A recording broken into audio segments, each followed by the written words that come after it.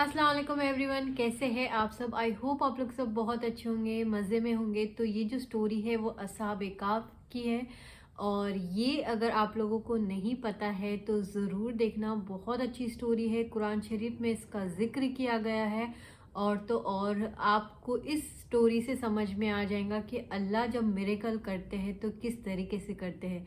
बहुत ही खूबसूरत तरीके से जो है वो हंसी टीवी ने इसको प्रेजेंट किया है। अगर आपको ओरिजिनल लिंक चाहिए तो डिस्क्रिप्शन बॉक्स में भी मैं डाल दूंगी, तो वहां से भी आप देख सकते हैं।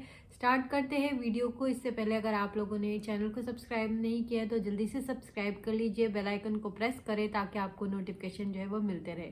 स्टार्ट करते हैं वीडियो को। सल्लल्लाहु अलैहि वसल्लम के दौर में कुछ अरब एक यहूदी आलिम के पास गए और उससे कहा कि हजूर अकरम सल्लल्लाहु अलैहि वसल्लम से ऐसा क्या सवाल किया जाए कि उनके नबी होने की हकीकत वाज़ेह हो जाए। इसके जवाब में इस यहूदी आलिम ने हजूर पाक सल्लल्लाहु अलैहि वसल्लम से 3 सवाल पूछने का कहा, जिनमें से एक सवाल ये था कि असहाब काफ कौन थे। लिहाजा अल्लाह पाक ने अपने महबूब मोहम्मद सल्लल्लाहु अलैहि वसल्लम को इसका जवाब कुरान पाक की सूरह काफ के अंदर मुकम्मल वजाहत के साथ बयान फरमाया। इसके मुताबिक ये हज़रत ईसा अलैहिस्सलाम का दौर था जब अल्लाह पाक ने इनको आज के दौर के फ़लस्तीन के इलाके में लोगों को इस्लाम की तबलीग के लिए भेजा। यह इलाका इस वक्त रोमन एम्पायर में शुमार होता था और ये बुत परस्त लोग थे। यहाँ एक यहूदी बादशाह की हुक्मरानी थी जो रोमन हुकूमत के मातहत ही काम कर रहा था। जब हज़रत ईसा ने यहाँ तबलीग शुरू की तो रोमी लोग आपके मुखालिफ हो गए और आपको गिरफ्तार करके सूली पर लटकाना चाहा, मगर अल्लाह पाक के हुक्म से आपको ज़िंदा आसमान पर उठा लिया गया। इस वाक़े के कुछ अर्सा बाद यहूदी लोगों ने रोमी हुकूमत के खिलाफ बगावत कर दी। लिहाजा इसके रद्द अमल में गुस्सा होकर टाइटस नामी रोमी बादशाह ने यरूशलेम और फ़लस्तीन पर हमला करके इसे मुकम्मल तबाह कर दिया। हत्ता कि बैतुल मक़दस को भी इसने मुकम्मल तबाह कर दिया। इस दौरान इसने 1.5 लाख यहूदियों को कत्ल कर दिया। जो बचे कुछ यहूदी यहाँ रह गए थे वो जान बचाकर फ़लस्तीन से निकल गए। और यूँ सिर्फ ईसाई लोग जो हज़रत ईसा अलैहिस्सलाम के मानने वाले थे, इनकी तालीमात के पैरोकार थे, सिर्फ वही फ़लस्तीन में मौजूद रह गए। दोस्तों, इस ज़माने में दकियानूस नाम के बादशाह की हुकूमत थी जो कि रूमी था और बुत परस्त था। लिहाजा इसकी हुकूमत में मौजूद ईसाई लोगों पर इसने जुल्म सितम करना शुरू कर दिया। यहाँ तक कि हज़रत ईसा के मानने वालों या इनके चंद नौजवान हवारियों को एक रोज़ इसने अपने दरबार में बुला लिया और इनसे कहा कि मैं तुम्हें चंद रोज़ की मोहलत देता हूँ कि तुम अपने नए दीन यानी ईसाइयत से बाज आ जाओ, वरना मैं तुम्हें कत्ल करवा दूंगा। दोस्तों, ईसा अलैहिस्सलाम के पैरोकार ये नौजवान लोग दरअसल असहाबे काफ थे, जिनके वाक़या का जिक्र कुरान पाक की सूरह काफ में वज़ाहत से मौजूद है। इन नौजवानों ने जब ये धमकी सुनी तो शदीद परेशान हो गए, क्योंकि वो इस बादशाह से लड़ने की हिम्मत नहीं रखते थे और ना ही इस शहर में रहकर ईसाई तालीमात जारी रख सकते थे, वरना दकियानूस बादशाह इनको कत्ल करवा देता। लिहाजा उन्होंने शहर छोड़कर कहीं भाग जाने का फैसला किया और अल्लाह पाक की ज़ात पर भरोसा करके शहर से निकल गए, ये सोचते हुए कि अब अल्लाह पाक ही हमारे लिए कोई फैसला करेगा और हमारे लिए कोई नया रास्ता बनाएगा।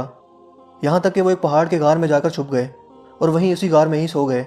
यहाँ तक कि सोते सोते इन पर 300 साल का अरसा गुजर गया, यानी 300 बरस तक ये लोग इस गार में सोते रहे।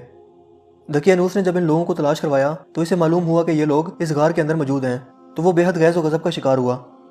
लिहाजा इसने गुस्से में आकर हुक्म दिया कि गार को एक संगीन दीवार लगाकर बंद कर दिया जाए, ताकि ये लोग इसी गार में रहकर ही मर जाएं और कभी बाहर ना आ सकें। जबकि इसने जिस शख्स के ज़िम्मे ये काम लगाया वो बहुत ही नेक और ईमानदार आदमी था। इसने असहाबे काफ के नाम और इनकी तादाद और पूरा वाक़या एक तख्ती पर कंधा करवाकर तांबे के संदूक में रखकर दीवार की बुनियादों में रख दिया और इसी तरह की एक और तख्ती शाही खजाने में भी रखवा दी। इस 300 साल के अरसा के दौरान दकियानूस बादशाह मर गया और कई बादशाह और कई हुकूमतें आईं और चली गईं। यहाँ तक कि 300 ईस्वी में रोमन एम्पायर ने भी ईसाइयत इख्तियार कर ली। इस ज़माने के बाद यानी 440 ईस्वी में बेदरूस नामी ईसाई बादशाह की हुकूमत आई, जो कि एक नेक दिल और इंसाफ पसंद बादशाह था और इसने 68 साल तक शान और शौकत से हुकूमत की। इसके दौर में मजहबी फ़िरका पसंदी जब अरूज पर पहुंच चुकी थी और लोगों में मरने के बाद दोबारा जिंदा किए जाने और क़यामत का यकीन ख़त्म होता जा रहा था, तो अपनी कौम का ये हाल देखकर बेदरूस नामी बादशाह इंतहाई रंजीदा हुआ और एक रोज़ अपने मकान की तन्हाई में जाकर बंद हो गया। यहाँ वो अल्लाह पाक की बारगाह में बेकरारी से दुआ करता रहा कि ऐ अल्लाह, कुछ ऐसी निशानी ज़ाहिर फरमा कि मेरी कौम के लोगों का ईमान फिर से ताज़ा हो जाए, इन्हें क़यामत का और मरने के बाद दोबारा ज़िंदा किए जाने का और एक खुदा के मौजूद होने का यकीन हो जाए। अल्लाह पाक ने इसकी ये दुआ कबूल फरमाई। लिहाजा एक रोज़ एक चरवाहा अपनी बकरियों को ठहराने के लिए इस गार के पास पहुंचा। ये वही गार थी जिसमें असहाबे काफ मौजूद थे और इसमें सो रहे थे। इस चरवाहे ने चंद लोगों के साथ मिलकर इस दीवार को गिरवा दिया। इस दीवार के गिरते ही दीवार गिराने वालों पर ऐसी हैबत और खौफ तारी हुआ कि सब घबरा कर वहाँ से भाग गए। यूँ अल्लाह पाक के हुक्म से असहाबे काफ अपनी नींद से बेदार हुए और एक दूसरे से सलाम कलाम में मशगूल हो गए। जब इन्हें भूख लगी तो अपने एक साथी जिसका नाम यमलीखा था, इससे कहा कि तुम बाजार जाकर नहायत खामोशी से खाना लेकर आओ और यह भी मालूम करना कि दकियानूस हम लोगों के बारे में क्या इरादा रखता है। जब यमलीखा गार से निकलकर बाजार पहुंचे तो ये देखकर हैरान रह गए कि शहर में हर तरफ इस्लाम का चर्चा और बोलबाला नजर आ रहा है। हत्ता कि लोग एलानिया हज़रत ईसा अलैहिस्सलाम का कलमा पढ़ रहे हैं اور ان کی تعلیمات پر عمل بھی کر رہے ہیں۔ اس کشمکش میں یملیخا ایک دکان پر کھانا لینے کے لیے پہنچے اور کھانے کی قیمت کے بدلے میں دقیانوسی زمانے کا سکہ دکاندار کو دے دیا، جو کہ ظاہر ہے 300 سال پہلے کا تھا اور اب بند ہو چکا تھا، حتیٰ کہ اس کو کوئی پہچاننے والا بھی باقی نہ رہا تھا۔ دکاندار نے یہ سکہ دیکھا تو اس کو شک ہوا کہ شاید اس شخص کو کوئی پرانا خزانہ مل گیا ہے، لہٰذا اس نے یملیخا کو سپاہیوں کے سپرد کروا دیا تاکہ وہ ان سے خزانے کے بارے میں پوچھ گچھ کریں۔ یوں سپاہیوں نے یملیخا کو پکڑ لیا اور ان سے سوال کرنے لگے کہ بتاؤ وہ خزانہ کہاں ہے۔ جواب میں یملیخا نے کہا کہ میرے پاس کوئی خزانہ موجود نہیں ہے، یہ ہمارا ہی روپیہ ہے۔ سپاہیوں نے کہا کہ ہم کیسے مان لیں، کیونکہ یہ سکہ تو 300 سال پرانا ہے جبکہ تم لوگ ابھی جوان ہو، لہٰذا سچ سچ بتاؤ کہ معاملہ آخر کیا ہے تاکہ اس کا کوئی مناسب حل نکالا جا سکے۔ جواب میں یملیخا نے کہا کہ پہلے مجھے یہ بتاؤ کہ دقیانوس بادشاہ کا کیا حال ہے۔ سپاہیوں نے یہ سنا تو جواب دیا کہ آج اس نام کا کوئی بادشاہ پوری روئے زمین پر موجود نہیں ہے، مگر ہاں سینکڑوں سال پہلے اس نام سے ایک بے ایمان بادشاہ گزرا تھا اور وہ بت پرست تھا۔ یہ جواب سن کر یملیخا ششدر اور پریشان ہو کر رہ گئے اور بتایا کہ ابھی کل ہی تو ہم اس کے شر سے اپنا ایمان اور جان بچا کر بھاگے تھے اور میں اور میرے ساتھی قریب کے ایک غار میں چھپ گئے تھے، جبکہ میرے باقی ساتھی اس وقت بھی اس غار میں موجود ہیں۔ تم لوگ میرے ساتھ چل کر خود ہی ان کو کیوں نہیں دیکھ لیتے؟ جب سپاہی اور شہر کے لوگ ایک کثیر تعداد میں اس غار کے پاس پہنچے تو اصحاب کاف یملیخا کے انتظار میں تھے کہ انہوں نے آنے میں بہت دیر کر دی اور شاید یملیخا کو بادشاہ نے گرفتار نہ کروا لیا ہو۔ جب غار پر بہت سے آدمی پہنچے اور شور و گل سنائی دینے لگا تو اصحاب کاف سمجھے کہ شاید دقیانوس کی فوج ہمارا تعاقب کر کے غار تک آن پہنچی ہے، لہٰذا وہ اللہ پاک کے ذکر و اذکار اور اس کی حمد و ثنا میں مصروف ہو گئے۔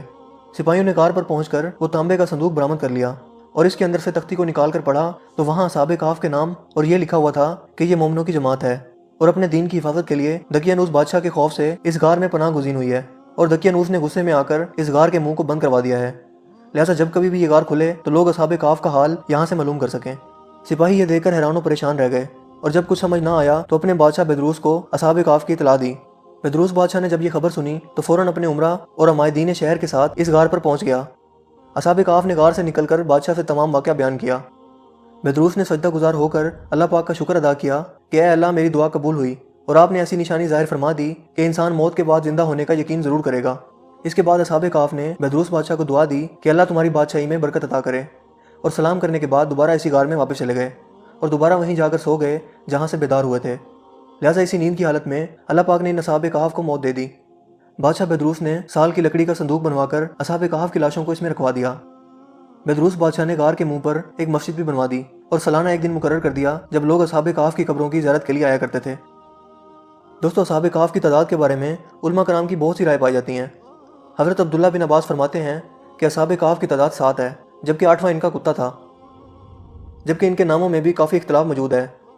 حضرت علی رضی اللہ تعالیٰ عنہ سے روایت ہے کہ ان کے نام یہ تھے: یملیخا، مکشمنا، مشلینا، مرموش، گبرنوش، شازنوش، اور 7واں ایک چرواہا تھا جو ان کے ساتھ چل پڑا تھا، جس کا ذکر آپ نے نہیں فرمایا، جبکہ ان لوگوں کے کتے کا نام کثیر تھا۔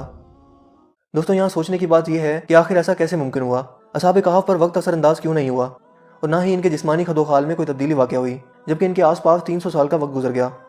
سائنسی طور پر اگر اس کی وضاحت کریں تو ایسا تب ممکن ہو سکتا ہے جب تھیوری آف ریلیٹیوٹی کے مطابق اس غار میں جہاں اصحاب کہف لیٹے ہوئے تھے اس جگہ کا گریویٹیشنل فیلڈ غار سے باہر موجود جگہوں سے بالکل کم ہو گیا ہو یا پھر تقریباً ختم ہو گیا ہو، لہٰذا ان کے لیے وقت رک گیا ہوگا جبکہ ان کے آس پاس کا تمام وقت چلتا رہا۔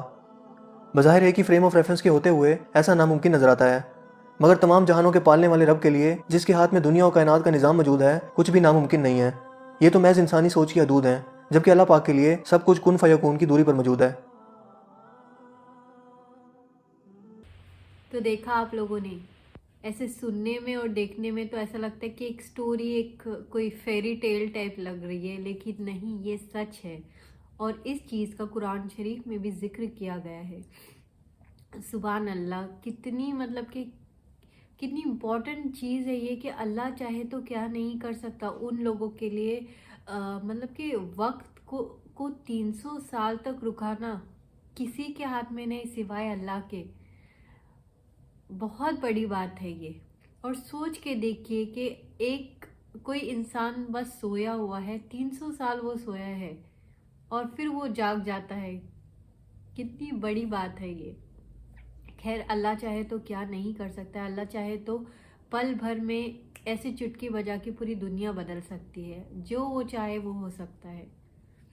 خیر، یہ تو ہماری آزمائش ہے کہ ہم ابھی اس دور میں پیدا ہوئے ہیں، اور ہمیشہ سے یہی کہتی ہوں، نماز پڑھے، اللہ کی عبادت کرے تاکہ آپ اللہ کے جو ہے وہ اور قریب ہو، بس یہی دعا ہے کہ ہم سب کو ہدایت ملے. آج کے لیے اتنا ہی. آئی ہوپ آپ کو آج کی ویڈیو اچھی لگی ہوں گی. اگر ویڈیو اچھی لگی ہے تو آپ کو پتہ ہے کیا کرنا ہے. میرے چینل کو سبسکرائب کرنا ہے, بیل آئیکن کو پریس کرنا ہے تاکہ آپ کو نوٹیفیکیشن جو ہے وہ ملتے رہے. اللہ حافظ. دعا میں یاد رکھیے.